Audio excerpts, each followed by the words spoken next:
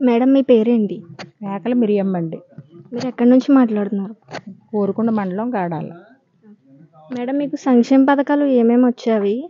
ఆ సంక్షేమ పథకాలు మీ ఫ్యామిలీకి ఎలా యూస్ అయ్యాయి? నాకండి రుణమాఫీ పడిందండి. మా కోళ్ళకే పట్టా ఇచ్చారండి. మా మనవడకే అమ్మఒడి పడిందండి. నాకు 18 సంవత్సరాలు 45 సంవత్సరాల డబ్బులు చెయ్యూత పడిందండి. రుణమాఫీ కూడా పడిందండి.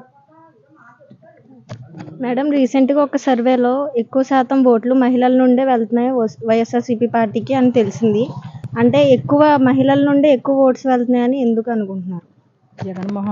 జగన్మోహన్ రెడ్డి గారండి మాకు అన్ని పథకాలు కూడానండి ఓకే. ఎప్పుడు కూడా ఏ ప్రభుత్వం వచ్చినప్పటికైనా కానివ్వండి ఎవరు కూడా ఈ మాదిరిగా చేయలేదండి.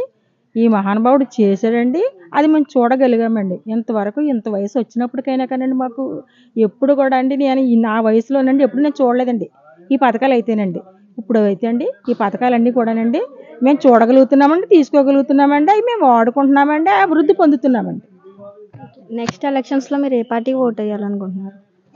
జగన్మోహన్ రెడ్డే కావాలండి మాకు. మళ్ళీ మళ్ళీ రావాలండి.